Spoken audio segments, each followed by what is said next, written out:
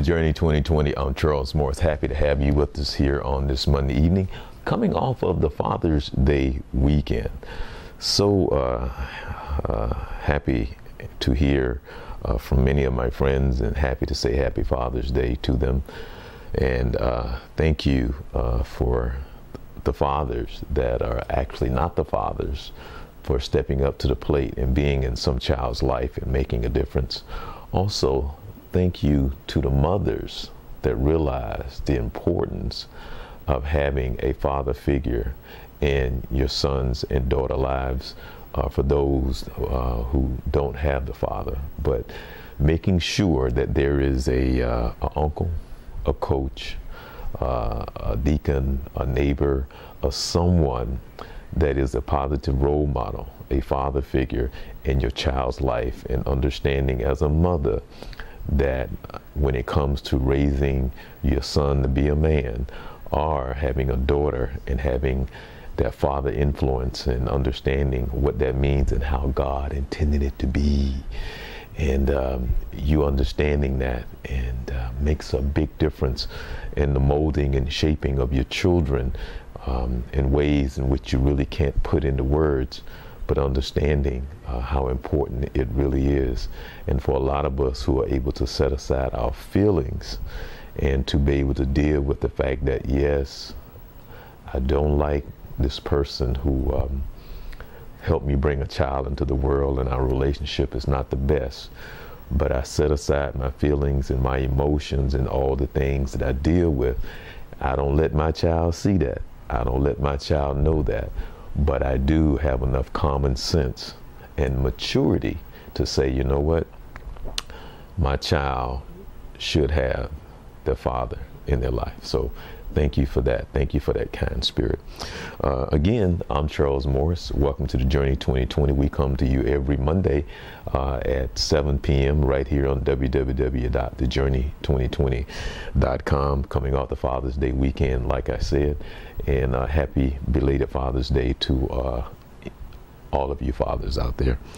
I've been getting some questions and some feedback from 3 previous shows. And if you haven't heard, if you want to go back and check out the archive, but what Dr. Woods and Dr. Jumper had been talking about and informing us on the P shot and the O shot, and now what they call the wave gain. So if you don't know what that is, as Dr. Woods would say, putting you back into the game, then you need to Google P shot and O shot, or you can go back and watch the 3 previous shows on the P shot and the O shot. I recommend that you do. You need to check out the Rejuvenation Center, also the Center of Urology under Dr. Woods, and also Dr. Jumper. Be very beneficial for you, I promise you.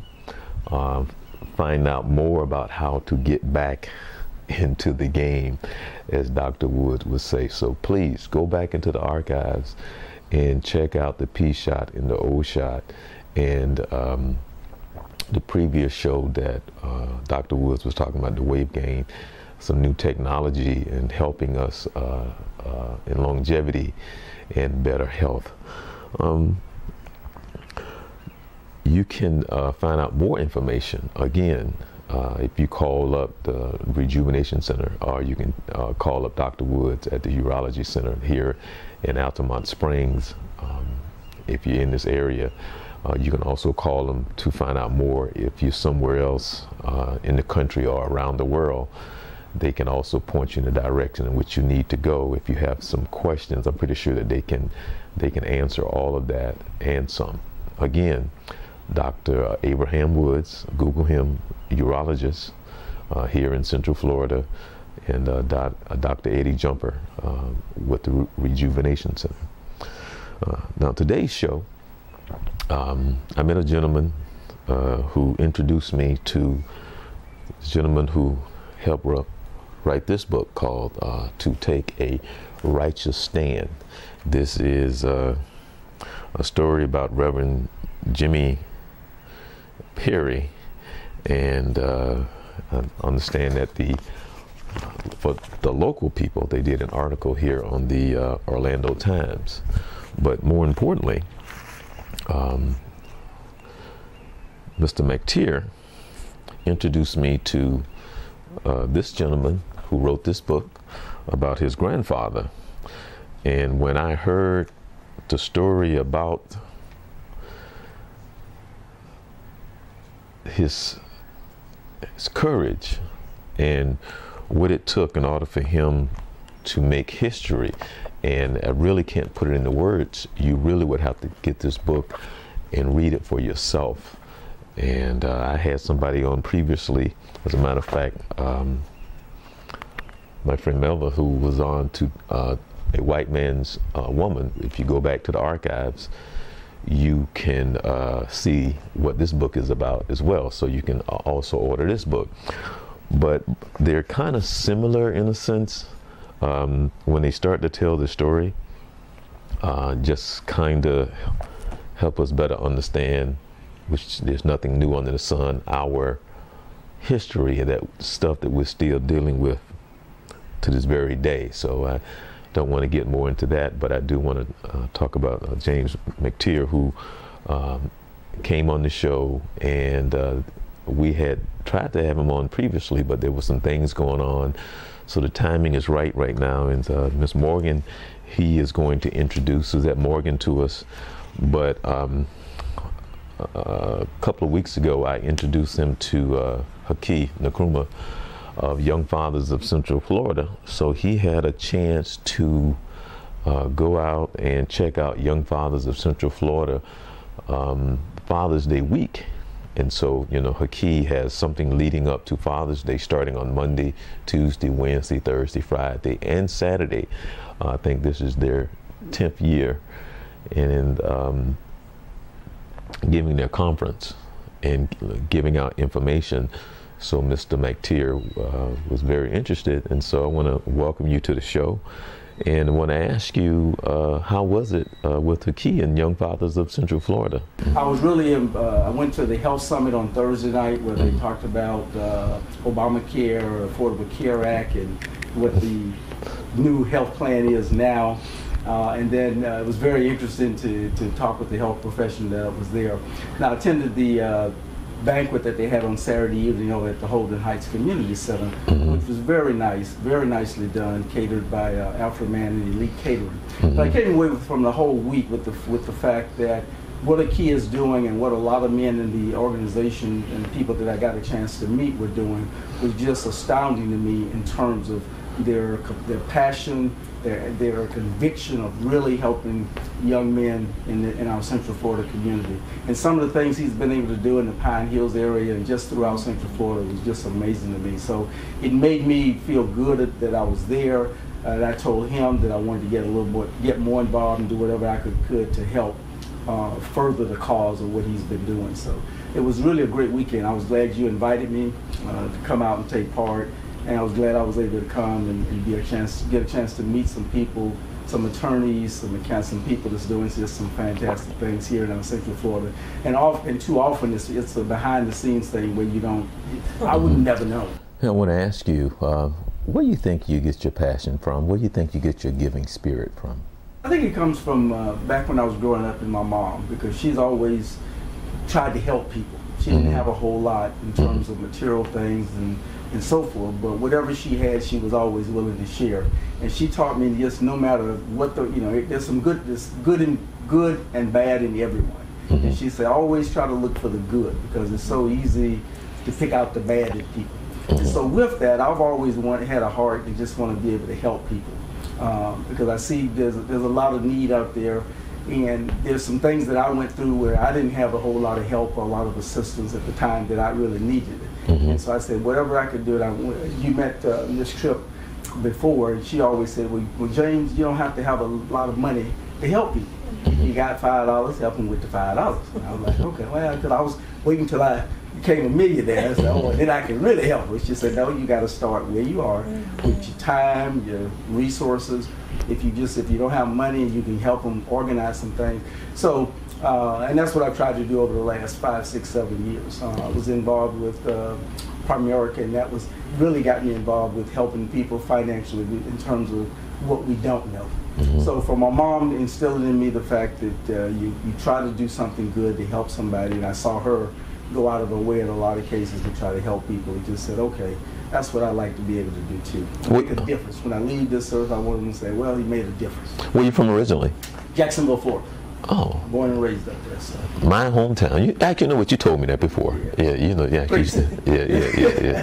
yeah. You told me that before. Speaking of moms and speaking of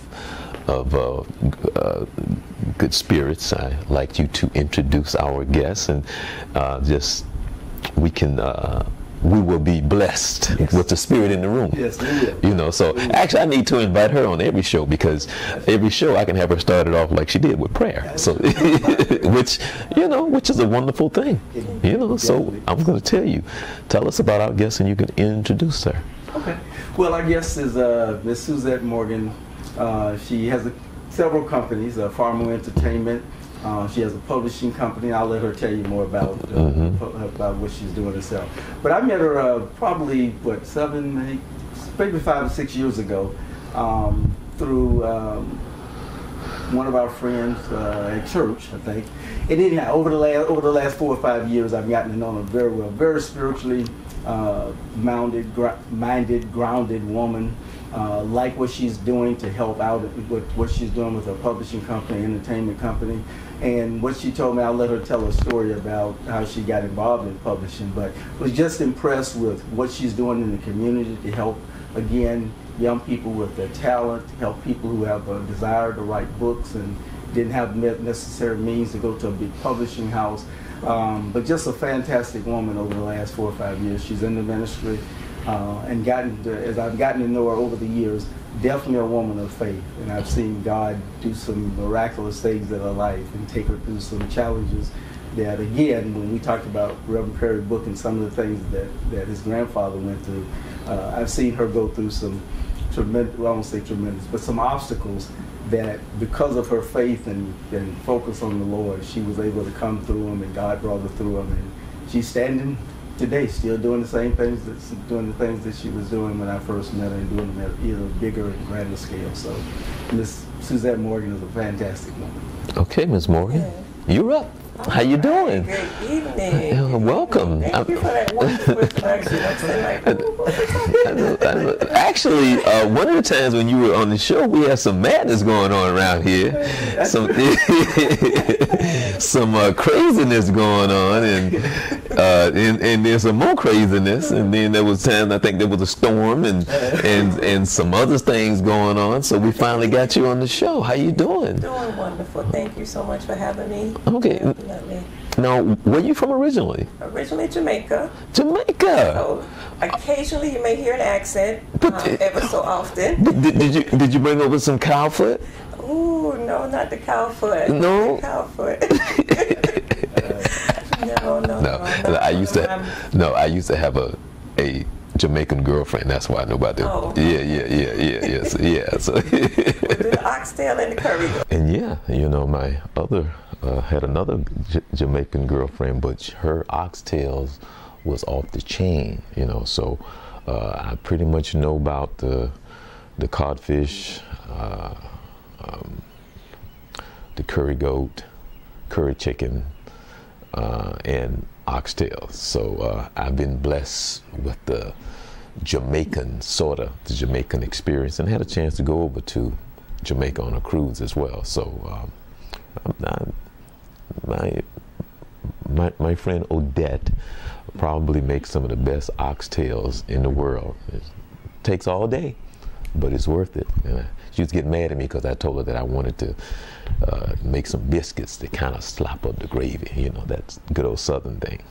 Okay, but yeah. Yes. Well, from Jamaica, born in Kingston, but I came here really young. I came here at age 6. So okay. That's why sometimes the accent may not come in as strong, but raised here and grew up in Tangelo Park. Okay. Came here, moved to Tangelo Park, where I attended school, Tangelo Elementary, then Walker Middle, and then I moved over to the southwest side, and that's attended West Orange High School.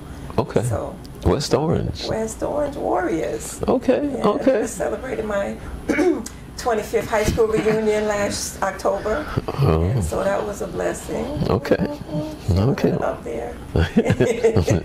No, well, I'm actually older than you, but that's okay. That's okay. Yeah. So, from high school, you went to University of Florida. Go Gators. Oh. Don't put me out now. Don't put me out. I'm going to throw you underneath the bus because I love all Florida schools, whether it's Florida, Florida State, or Miami. Because, you know, back in the day, not now, but back in the day, when it came to football, you had to come through Florida in some kind of way to win a national championship. You either had to go through Florida State, you had to go through Miami, or you had to go through Florida. It's changed over the recent years, but if I had to pick between the three, and not that I really like any one more than the other, but I always liked Miami more so because they had that bad boy attitude back in the day under Jimmy Johnson and those guys, and how they just played football and how they represented on the field. So I was always kind of partial back then to Miami because I just loved their attitude and how they just represented themselves on the football field with that toughness. But maybe, hopefully sometime soon, South Florida and UCF will lift the bar where all of them will make it where they would have to come through Florida again, because that was the signature. It had to come through Florida. I know that I majored in communications and journalism, and you majored at Florida at journalism as well. But that wasn't my intent. I did, when I graduated from West Orange, received a full scholarship from Walt Disney World, so I have to give that, because by the grace of God, with me receiving that, I was able to get to Florida. But at the time, my mind was, I wanted to be able to make money to support my family. So journalism was not on the table. Well, you're right about that. I went in that I was going to be a pediatrician. Okay. I was going to do pharmacy first and go to FAM. But with me getting into UF, I said, pediatrics. Can't do needles, can't do blood. But I was determined that I was going to study pediatrician. And I had an African-American professor at UF. He called me into his office one day, I'll never forget it, because we were reading like 20 books, and I just didn't have time to read all those books. I didn't do well on one of the papers that we had. And so he called me in his office, and I thought that's why, you know, because of that D that I received. But he said, Miss Morgan, what is your major? At the time it was Farquharson, my maiden name. What is your major? And I said, pediatricians. And he was like, no, you're a writer. Because at the time we had to keep a journal for that class. And it was something in my journal that he saw. And he said, no, you're a writer. And my argument was, there's no money in it. But after I finished that little conversation in his office, I mean, he really spoke life into me. Oh, wow. He encouraged me that you follow your passion. Right. The money will come, everything that you need, but do what you desire to do, which was a relief for me, because I was failing chemistry. I mean, I always joke and say I probably would have still been at UF trying to pass it, because I really wasn't what I was trying to do, create to do, learn to do it all. Right. And so I was able to change my major in time and graduate from the University of Florida in '95. College of Journalism and Communication. We're going to talk about what you do, but you just said something that was very, very, very, very important, and I don't even know if you realize what you just said. And I don't know, because we're going to talk about what you do, but one of the things that you try to teach people, and which is hard to do, and we're talking about older folks, we're talking about adults, we're talking about parents, we're talking about grandparents, and that is because we are a society that will follow the money, and not your passion, and not your purpose. We will go chase the money, chase the money, chase the money, chase the money, and now you in the best way that I can say it is that you in an arena that's not yours, in a place that you're not supposed to be, trying to climb a ladder that's not your ladder, and running into roadblocks that you don't understand because you're just trying to see the paper. And I will ask you about what you do, but in saying that, and something that you learn. And my question, I guess, I want to ask you later, is that something that you try to get people to understand, that you're around, that you are able to touch? But go on about telling us your history and how you end up doing what you're doing. Right. Okay. And I thank you for that, because I do try to speak life into others because of what Dr. Ronald C. Foreman, I'll never forget, did for me, just to encourage me on that path. And I do meet a lot of young people when you ask them what they're going to do, and they say, well, my mom wants me to do this, or my dad, and it's like, okay, what do you want to do? And so having that opportunity to share. But I was able to finish my degree, graduated from UF, returned to Orlando, took an intern with Orlando Magazine before landing. Even at UPS, I was doing little odd jobs here and there, and I landed at Harcourt Brace, Jovanovich. Oh, wow. How did you end up? Oh, my goodness. Really? Job. Oh, yeah. A position for book order subscription. Didn't know what it was, but it was a job. So I applied and left UPS and went there. Wait a minute. Before you get there, what did you do at UPS? Customer service, so that was a good experience, but I was glad to transition to Harcourt as a book order subscription coordinator. I was working part-time, and you know, God always has a way. He opens the door for you to get right where He has you to be, and in the field, because nothing related to journalism, so I'm starting to feel like, well, I just wasted 4 years of my life, but I was in position. And so from a book order, and I was just ordering different books for the workers that needed for research and things like that. I was part of the corporate library for Harcourt, right off of Sea Harbor Drive. And then a subscription coordinator. So I moved up, and I was ordering magazines, but I was learning and meeting the employees and building relationships. So that was good. And then my boss, Peggy Bass Bridges, they were working on a newsletter for one of the departments that was over us, the finance, and they asked me to edit it.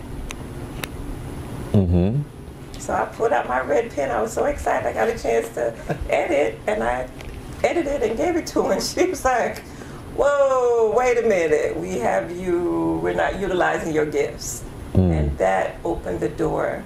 From the subscription coordinator, I was moved to web content supervisor. So now I was doing newsletter creations for the different departments, managing the internet site, the content, and so it was just amazing how that came about. Wow. Never touched any of the books though. While I was there, 6 years, never saw the actual book development. And so it just came a point where in 2002, my pastor at the time, Pastor Frank Smith at Tangelo, had kind of given us a commission or a challenge for us to find what our purpose was. You know, it's good to come to church and you're coming, but what is your purpose? So now I'm getting challenged again, purpose on a different level. And so it was like, well, Lord, what did you create me to do?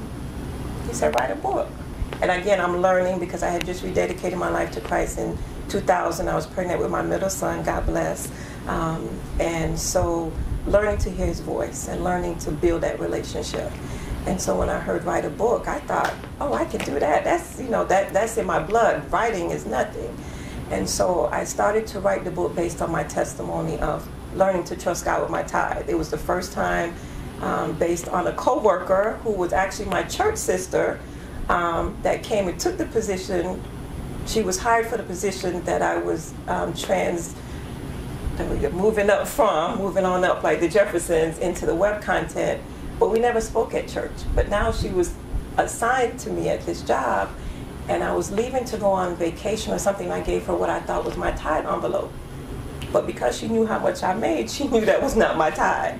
And so it was a challenge, like, what is this?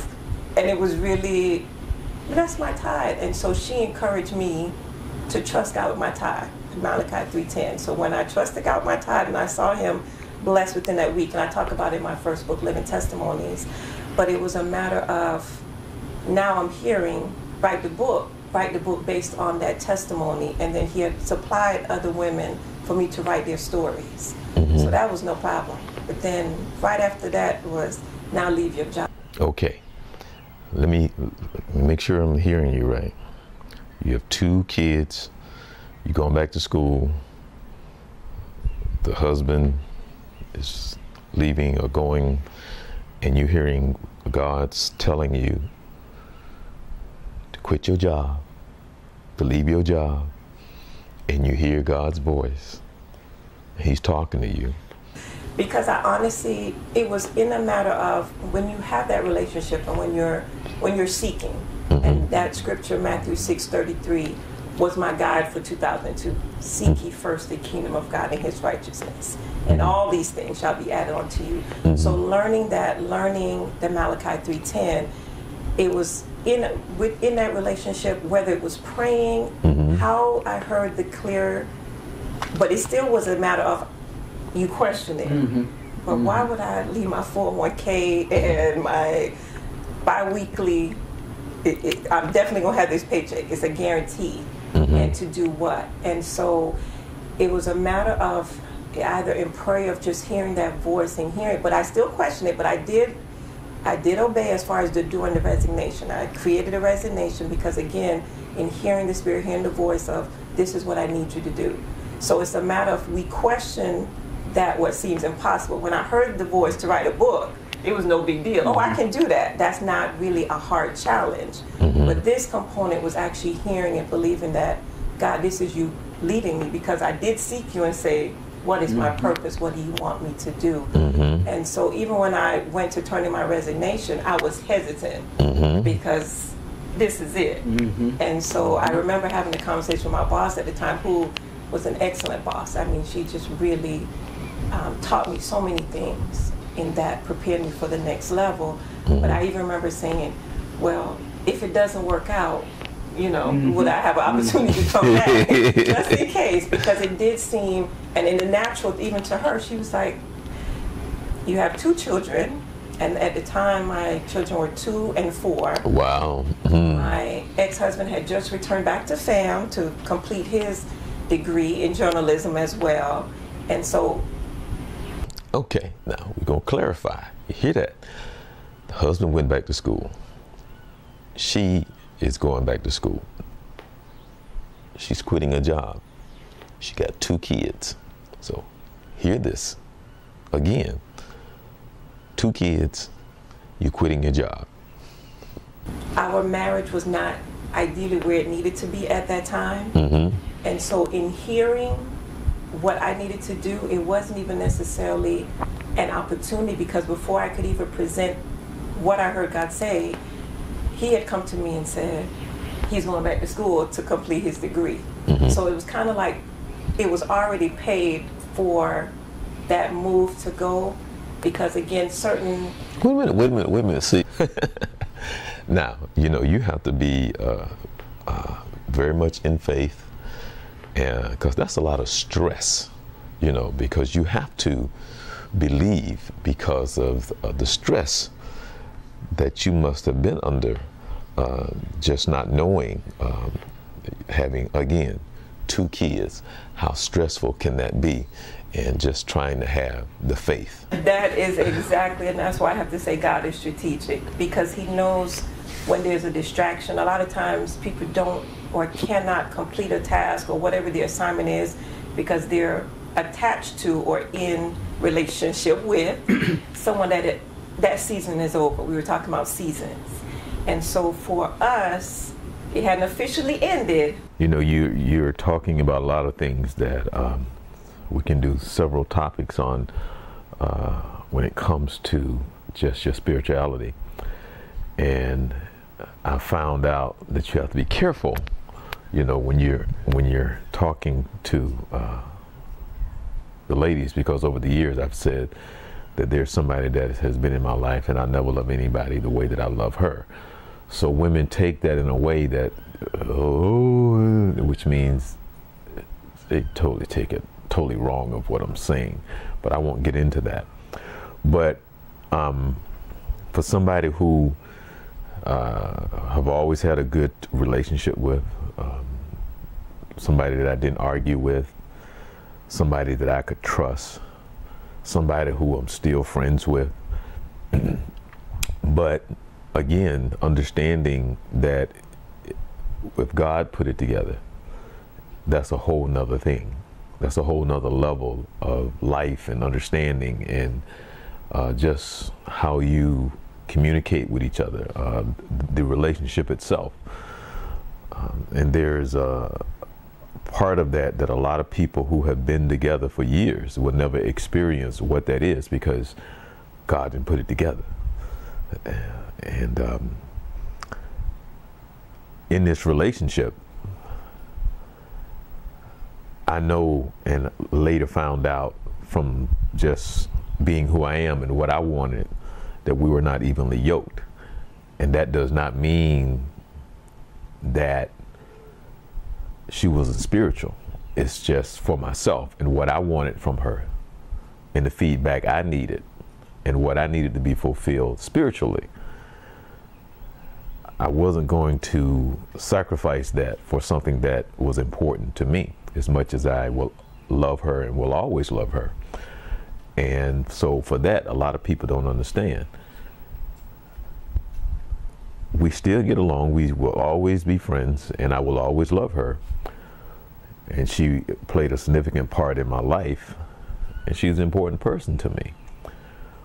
But from understanding what we're talking about, and when God put it together, the pieces fit in a way that there's a certain peace of mind, a certain way of life, a certain understanding of when you wake up in the morning and when you go to bed at night. But that also comes with time and maturity. To that, I remember it was years after our divorce that I saw T.D. Jakes, and I hope I'm saying the right name, Not Easily Broken, Right. Morris Chestnut, and I watched that movie, and I was so convicted that I had to call my ex-husband and apologize to him, because at the time that we were married, I was not in the place that I am now. I'm a very peaceful person right now.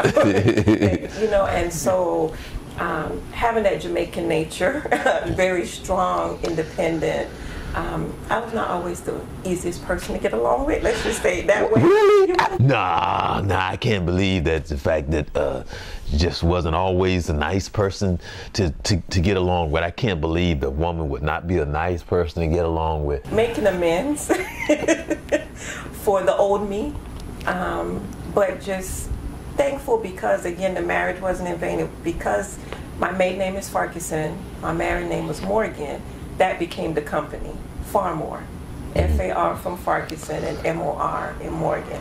So it shows me, sometimes we say we wish we can turn back and change this. I wouldn't change it, I couldn't change it because of my 2 children that came from the union, but it was also, it's like God saying, I knew you were going to make that decision anyway, and here comes what I had for you. So now I'm getting you back on track to where you need to be, and to have FarMor Publishing just confirmed that it was meant to be. It was a learning process for me. So the second time around, God bless, be submissive. I now learned and understand that whole concept, and so it's a growing process. You can look back and say, he's moved on, he's remarried, and all is well. that was a little funny, something in the voice, but because I just I know I'm very good at picking up on that stuff. Yeah, but that's we okay. Communicate, and that was even a process in itself of healing and learning how to forgive and pray for someone else. So so that was part of it. But in stepping out on faith, leaving my job, I got a chance to do something that I always wanted to do, and it was just being a full-time mom. Not having to fly to drop this child off and fly to drop this child off at daycare to get to work and be exhausted, because I work by SeaWorld and people would almost kill me to try to get to SeaWorld and Disney, and you get stressed by the time you get to work. And so just having that time to just be a mom and enjoying it, and being able to, even though I put myself on this regimen that I'm going to write my book from 9 to 5 just as if I was at Harcourt, that didn't happen. Okay. But it was, at the time, it was learning how to just be free and enjoy that freedom, and seeing God's hand move, that he kept me from January to about June, and it was the stripping away. Because a lot of times, and what I learned from the whole experience is that I was working, making good money, but I wasn't seeing it. because we had a son in daycare. When I go back and look at this stuff, that was $400. And we had 2 cars, and we had 2 insurance, and we had a credit card, and we had a water filter bill. And when God stripped all of that, because now when you leave your job, you have to turn in your lease car. With him moving back to school, that was a car that turned in. So that's 2 car payments less, 2 insurance less. My son is no longer in daycare. I'm a full-time mom. That's $400 less. So everything that I was working to try to pay was now, wait a minute. So I cashed out my 401k, and I lived on that for a while until I had to go back to work. And that became a little struggle, and I always compare it to a wilderness experience, because it was like, okay, Lord, you delivered me from Egypt, and now you have me out here in the wilderness with no car. I'm catching a Lynx bus to get to these little jobs that's paid me like $9 when I was making almost $20. And I failed to mention that I did go back to school. My boss encouraged me to return to school to pursue my master's. So I had my master's from UCF, which Harcourt paid for. And again, when you were, let's go back to the part where you asked, how did I know it was God telling me to leave my job? The confirmation comes, and he'll always confirm. It was one point when I wanted to leave my job because there was some stressful things that were taking place. And thankfully I had good teammates that, you know, would take you outside and walk you around the building, cool you out, because sometimes we make decisions because of emotions, you know, being angry and things like that. Really? Yeah. Really? And so, but it was preparing me, because I had actually boxed up all my items. Everything from my desk, my pictures. And I remember my boss coming and said, well, can you at least put one picture of the children back on the desk? Because it was like, no, because any other time that you guys take me off, I'm leaving. But at the time that I left, it was exactly a year after I had received my master's. And at the time, the job had it was a requirement that you had to stay a year after, unless you would have to repay the degree. So that was another confirmation, because it wasn't until that I left that I realized, wait, it was exactly a year after I had received my master's, 2001 from UCF, that at the time that he told me to go, it was the right time, because I walked away with a master's degree. Wow. And so again, another confirmation. So going back, it's like, okay, I have a master's, and I'm making $9 filing things at a healthcare center. What is this? What is really going on? But I didn't, again, seeing the hands behind the scenes. And I was working at a company, and I was learning fictitious names. What do I need to know this for? Then I went to another job, and I was editing newspaper content and learning structure. And okay, and then I went to the last job, and that was where I really had that moment in the car of, well, why am I here? Why would you have me to leave something that was comfortable to be here, and I'm not seeing the way out? And there was a song by Smokey Norfolk that he says, yes, I understand. One more day, one more step. I'm preparing you for myself. If you can't hear my voice, please trust my plan. I'm the Lord I see, and yes, I understand. And when I heard that song, I mean, I remember just crying. And that's when God was showing me that every job he had sent me on was preparing me to have my own company. Because I did meet a publisher, and I thought we met because she was supposed to publish my book, but I didn't have the $4,250 that was needed for publishing. I didn't even have $50, I don't think, at the time. And so, but it was a connection. And so we meet people for different reasons. She led me to the resource that I needed to show me how to set up my own company. And so in my brain, I always say, God would not have told me to leave a publishing company, because I'm gonna have you to create your own. Because I wouldn't see myself as a business person to do that. And so I had to go through the wilderness to get to that point of creating my own company. In October 2004, I created FarMor Publishing, which again came from my maiden and that wonderful married name, reaching far more than the eyes can see, because we walk by faith, not by sight. And so it gave way to self-publish my book, Living Testimonies, in August 2005. And I'm like, okay, I have done all that the Lord has commanded. And I thought that was the end of the road, until I received a call from a young lady not even long after my book came out, and said, God said you ought to publish, you will publish my book.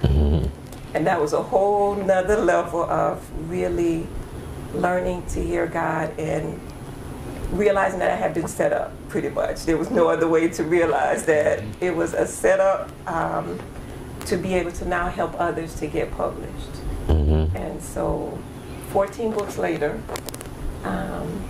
we are standing. I just released my second book, Living Testimonies 2 in February, my grandmother's birthday, February 24th, 2017, I just released it. But the company again transformed. We went from a sole proprietor in 2004 to a corporation. Again, something that my little brain was, I was comfortable with that. And he was stretching me and preparing me to have a publishing, recording, and production company. Because those are my gifting. I love to sing. My daughter would say, please don't let her sing. Please, if she's going to be anywhere near quiet, just make sure she's the one without the mic. Wait a minute. Wait a minute. I think I got a mic around here. Did you hear me just talk out? Yes, I understand. I have to talk it out. I'm a worship leader by heart. Worship leader, I would just praise my way through because God has just been that good. But make sure the mic is off as I'm singing. I sound good. I don't have to say it really good in the shower, right? And when I'm in my own quiet place, my praise. That's it. I just love music, and that, again, is all part of, when you're little and you say there's certain things that you want to do, and I'm going to digress just a minute because God had to bring this back to my attention. When I was small, I remember telling my dad that I wanted to be a model. And I remember being told, well, that's not really a career or profession, lawyer or nurse or lawyer or doctor, and you just kind of, okay, maybe. And it wasn't until I entered the Mrs. Corporate America pageant, something I said I would never do because I don't do stages, I'm behind the scenes. And that was in 2011. And I entered it just because an opportunity became available, and my older daughter, for her to encourage me to do something was huge. And she said, Mom, you can do it. You can do it. And it was exposure for the company. But it wasn't until I was in the hotel room the night before the pageant that the Lord brought back to my remembrance. Remember what you wanted to be as a child. The model. I'm giving you this platform, this runway to walk, but you're not going out there you're going out there representing me, FarMor. And so that was an opportunity. And I say that because as a child, I just loved music. I was the DJ of the family. I mean, we were a party family as Jamaicans. That's how we do. And I was the DJ. And I remember the part, we did the house DJs. You were really? I was the DJ. My father and my uncle are music. I get it from them. And so they were DJs. So throw me out of the something. All right, everybody. It was pulling in me. I just had an ear for music and how to put it together and how to just keep the party going till about 3, 4 o'clock. So you knew how to keep the people on the dance floor. I'm on the dance floor. Okay. And so now I have a different dance floor. God has given me a different platform to use that gift. And that's how the music comes in, which I will lead into, my nonprofit, FarMor Entertainment, gave way, and it was birthed 888 after publishing a book, the one that I told you, the young lady said, God said you ought to publish my book. We published it 777. It was called Honey for the Soul, This is the Season. And I remember the following year, I was led to have a birthday party. And Miss McTear, that's when we actually were together. So it's been from 2008 and even before. We had an event at the Maitland Civic Center, by faith. No money. But that was the commission. I don't know how I even ended up there. I think a friend of mine, Miss Thelma, she was a wedding coordinator. She told me about this beautiful venue. And I went, and not knowing that, again, it was another setup to bring these different artists together, the singers and the dancers, to celebrate a book, which then gave birth to my nonprofit. And so that's what we do. We have parties, and we have them at different places based on whatever theme. And so on July 21st, we're having an event called I'm Free, My Name is Victory. And so if anyone knows the My Name is Victory, that's a Jonathan Nelson song. And usually they're based on songs, and they're ministering through the arts. Coming together, God gave someone a poem, who then someone has a dance, and it just comes together as a production. And so again, all the gifts as a child that, you know, as I thought I was Diana Ross and the Supremes and, you know, all of those moments that I remember being in my house when my good friends were listening to, I don't remember what the radio station was, but I know it was like Atomic Dog and Egyptian Lover. I was in my house doing a dance, pretending I was a ballerina dancing to On the Wings of Love. You know, that was just me, and Love on a Two-Way Street. I was an old soul. So the moments. You know, and that was, I just always pictured myself doing that. And I remember I was laughing one day, I remembered trying to do a play in the garage. Is it Snoopy? What's the cartoon? Peanut. The Peanut. I was doing a production. I had my neighbors each had a line, and it was storm and rain. And I remember a mom knocking on, and she was like, "Is this for school?" And I was like, "No, we're just putting on this production." So that was always my mindset. And then I realize now how it all comes. You know, we see these things, and that's why we have to be mindful of how we nurture the gifts of our children. You know, one of my children, it's like they talk all day long. It's like, okay, that may be a lawyer, or that may be a sports commentator, or it's somehow that gift, or whatever they're doing. And so I see how those gifts come to play now in the things that I'm doing. And so. Okay, but what you do as far as, you've been putting on some events with the youth. Yes. Okay, what you talk about that? How did that come out? And the youth come into play for all the events that we have a mix. I always say we go from ages 5 to 95 because even the books that we've published, I found out that my oldest client was way up in age, when I say 80 plus. And it's a matter of knowing you're never too old to use your gift. Never too young, you're never too old. And so we have the platform where we would have these 2 young girls, beautiful young girls. I was sad to learn that they're moving to New York. Glorified revelers. They were ages 6 and 8, and they ministered. And I use the word ministered because there's a difference between just getting up and performing. And they ministered at an event that we had at West Orange High School, my alma mater, last summer. And just to see them using their gifts in our auditorium. Not to say it's bad that they can't use it in church, but unless we're off that particular church, we don't get to see that gifting. And so when they have an opportunity to use it in the community where everyone can come together and see it. But then I have a young lady, Miss Sheila Bell, who's at Holy Family Episcopal Church. She came when I gave my first trial sermon as an evangelist. And while I was giving the sermon, which was Answer the Call, one of the scriptures was, "Who would go for me? Here I am, Lord, send me."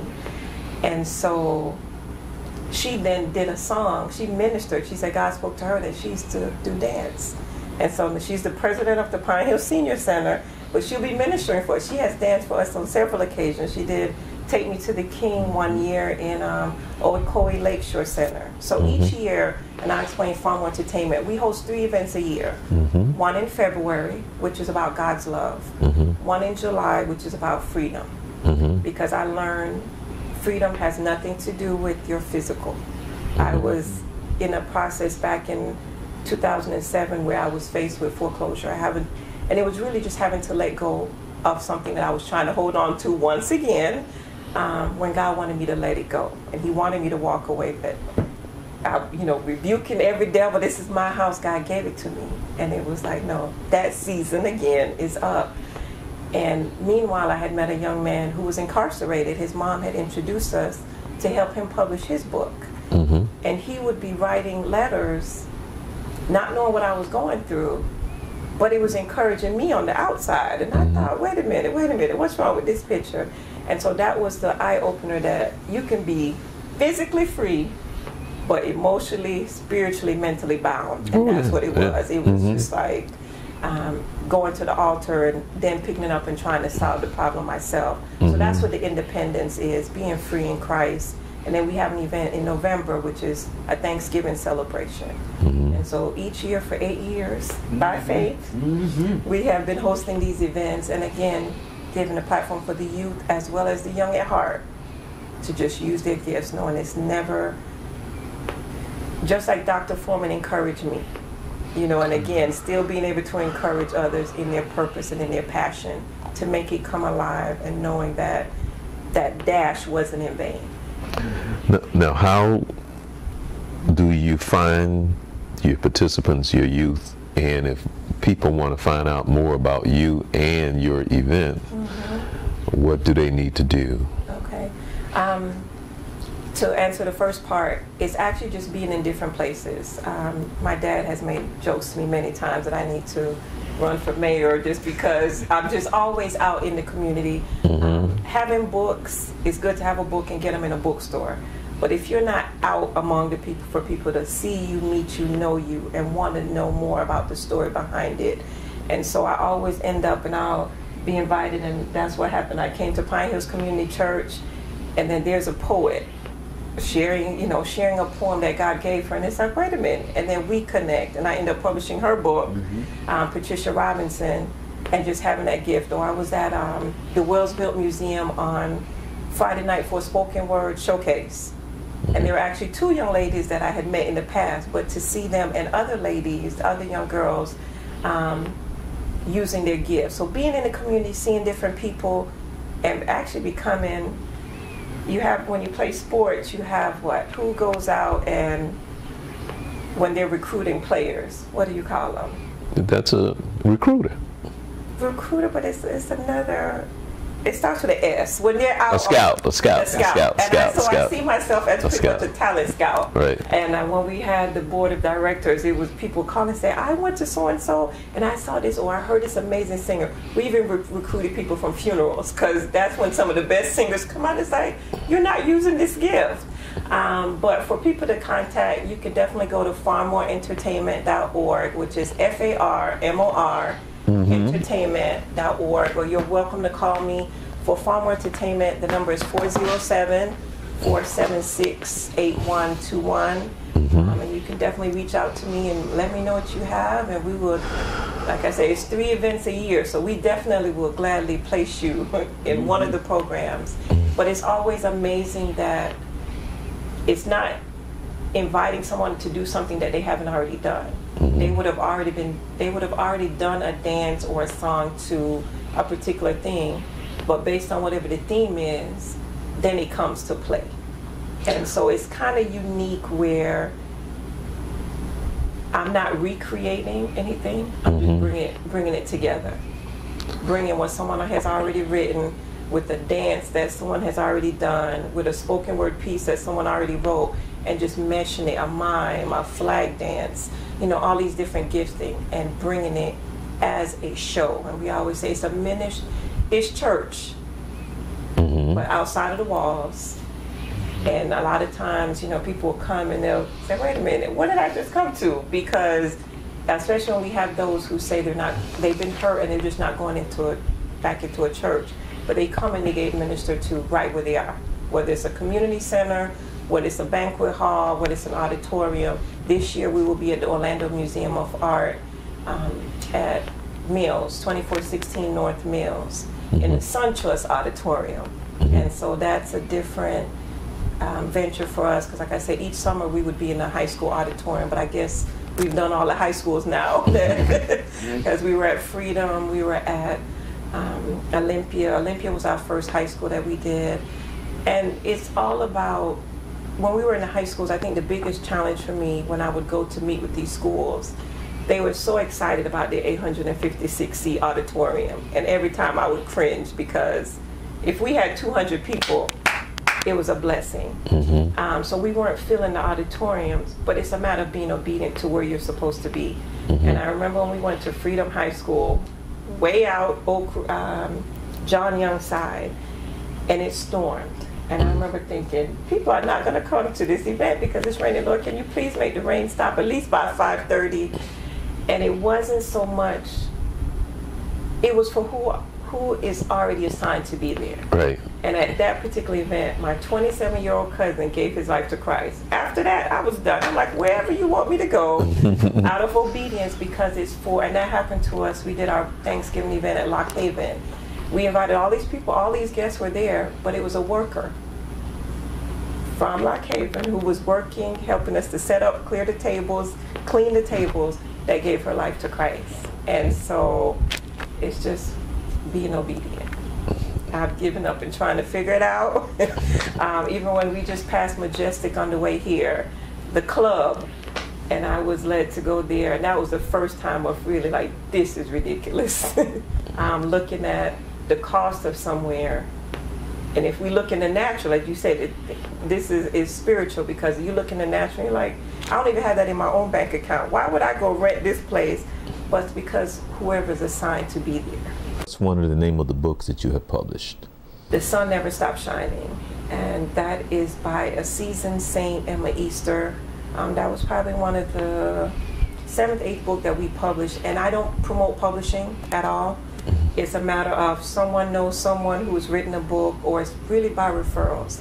And so the first poetry book that I did, which was my second book, Honey for the Soul, she told Mother Easter, as I called her, about me. And so that's how I published that book. And it's words of wisdom, 98 words of wisdom. We've published a book called Said I Wasn't Gonna Tell Nobody, but I couldn't keep it to myself. And that came about because her next door neighbor, literally, her next door neighbor, I had published her children's book called The Flying the Hippo. And so that's how that gave way. And The Flying the Hippo was our first children's book that teaches children about prayer, and they're never too small to make a difference. And so from there we've had 3 more. We have 3 books actually coming out this year in addition to mine that we're working on. But we have Dreams and Visions, a novel, When You Walk Through the Fire. That one, yeah, When You Walk Through the Fire, the Bethany Weaver story. That was definitely a powerful book. In each book, again, for each season that they come out, I always say I have to go through it first, after it's written, as I read it, to know, okay, yes, this is definitely for the company, because I would have gone through something similar, or it's preparing me for what's coming ahead just for me before we can get it out. And so that's always been the joy of just seeing when these different book projects come, what the test that's going to have to be passed before this book actually comes out. And it's always seasonal. I always tell my clients, it's bigger than us. And so 12 to 15 months before a book comes out, because at that particular time, you may have had some healing that needed to take place. Because if you're not healed, you definitely can't minister to anybody else, because people can read through anger. They can read through unforgiveness. And that was what my client had to forgive the person that killed her daughter in a drunk driving accident. And so they're different books from different scopes. But this year we're excited. We have Can I Be President of the United States at 8? By Cynthia Hughes, just encouraging children to dream, to imagine. Nothing smart. No. Well, we're encouraging her at the age of 8, because she can't do any worse than what we got going on right now. Because, like, for an example, President Bush gave a lot of people hope. We're talking about the second Bush.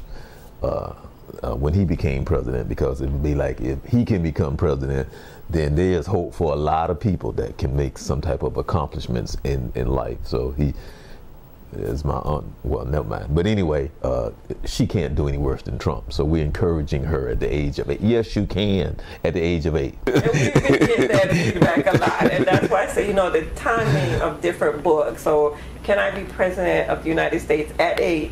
The Intimate Relationship Guide. You got my vote. Yeah. Go ahead. I'm sorry. The Intimate Relationship Guide, 21 Ways to Have a Closer Walk with Jesus. And then we have a book called Lola Pitts, Green Eggs and Grits. So that's one of our children's books. Green eggs and grits. Green eggs and grits. Green eggs and grits. But so it's a problem-solving book. Okay. All right. Okay. But the one that I'm really excited about is the book that we're going to be releasing at the July 21st event. It's called A Good Life by Jesse Barrington. And this gentleman, awesome man of God, he served in the Air Force for 5 years and then 33 years in the Army. And to read his story, growing up in Sanford, and the history, is so much history in his book, similar to Reverend Perry, much history, and knowing what he's gone through. But even that was then, again, there's always a test. So now he's been going through a different walk and a different struggle, but we're claiming that he's going to walk on that stage on July 21st, and we're going to celebrate a good life, and he's going to be able to share what he's even gone through in just the past year, to still say it's a good life. Okay. Give out your contact information.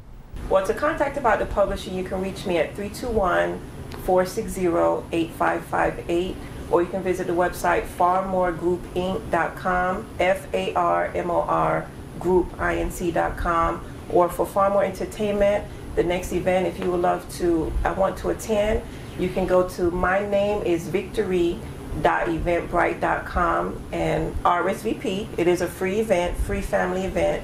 You can RSVP, or you can call 407-476-8121. Well, I'm sitting here looking, and it says, I'm free. My name is Victory, and we love free. So, is it free? Is there a cost? Still costs to pay for events, but out of obedience, I was told when I had the second one to this event that I couldn't charge because salvation is free. And so that has been a test of faith, but we've come through each time. But anybody feel led to support, we're here. And FarMor Entertainment is a 501c3 community organization. Okay. I want to thank the both of you for coming on the show. I really appreciate you blessing us today, blessing the Journey 2020. And if you out there would like to find out more about I'm Free, my name is Victory, you can go to the website. And also, if you want to find out more about how she may be able to help you, and if you have an idea of a book that you want to publish, and you want to find out more information about that as well.